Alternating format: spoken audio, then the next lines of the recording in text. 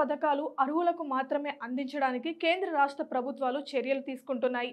అయితే ప్రధానంగా పేదలకు అందాల్సిన రేషన్ బియ్యం, పప్పులు, ఇతర సరుకులు పక్కదారి పడుతున్నట్లు గత కొంతకాలంగా ఆరోపణలు ఉన్నాయి. ఈ నేపథ్యంలో అర్హులకే రేషన్ సరుకులు అందే విధంగా చర్యలు తీసుకునేందుకు ప్రభుత్వం సిద్ధమైంది. అందులో భాగంగానే రేషన్ కార్డులకు e KYC, electronic know your customer తప్పనిసరిగా చేశారు. రేషన్ కార్డులో ఉన్న సభ్యులు వేలిముద్రల ఆధారంగా వారు కుటుంబంలో సభ్యుడా కాదా అనే విషయాలను ఈ కేవైసీ ద్వారా ఈజీగా గుర్తించనున్నారు.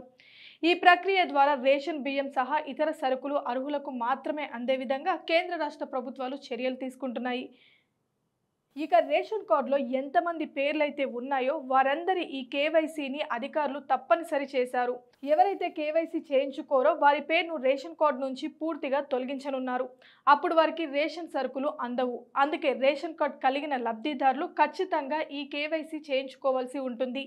సమీపంలోని రేషన్ డీలర్ల వద్దకు వెళ్లి ఈ కేవైసీని ఈజీగా పూర్తి చేసుకోవచ్చు. అయితే ఈ కేవైసీకి విధించిన తుది గడువును ప్రభుత్వం తాజాగా మళ్లీ పొడిగించింది. ఈ నెలాఖరులో ముగియనున్న తేదీని డిసెంబర్ 31 వరకు తాజాగా పెంచింది.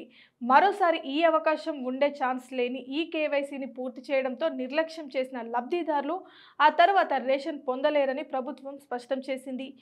ఇప్పటి వరకు రాష్ట్ర వ్యాప్తంగా 1/3 మంది మాత్రమే ఈ కేవైసీని పూర్తి చేశారని అధికారులు వెల్లడించారు. ప్రభుత్వం గడువు పొడిగిస్తుందో ఇతర కారణాలతో చాలా మంది రేషన్ లబ్ధిదారులు నిర్లక్ష్యం చేస్తున్నారని, ఇక అవకాశం ఉండబోదని హెచ్చరించారు. ప్రతి ఒక్క లబ్ధిదారుడు సమీపంలోనే రేషన్ డీలర్లను సంప్రదించి తమ వివరాలు నమోదు చేయించుకోవాలని సూచించారు. ఆధార్కి సంబంధించి సమస్యలుంటే వాటిని ముందే పరీక్షించుకోవాలని సూచించారు. ఈసారి గడువు మీరే వరకు నిర్లక్ష్యం చేస్తే మాత్రం రేషన్ బియ్యం బంద్ అయిపోతాయని, ఇతర ప్రభుత్వ పథకాలకు అర్హత సాధించే విషయంలో ఇబ్బందులు ఎదురవుతాయని అధికారులు హెచ్చరిస్తున్నారు. అది మనం చదవచ్చా అంటున్నా, నేను తీసున్నా అంటే